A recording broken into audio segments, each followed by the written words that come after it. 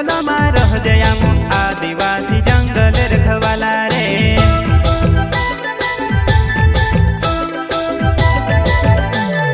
चल जंगल जमीन काज पूजे रे आदिवासी दुनिया ने रखवाला रे। बाप देव खतरी काज पूजे रे आदिवासी सबसे निराला रे।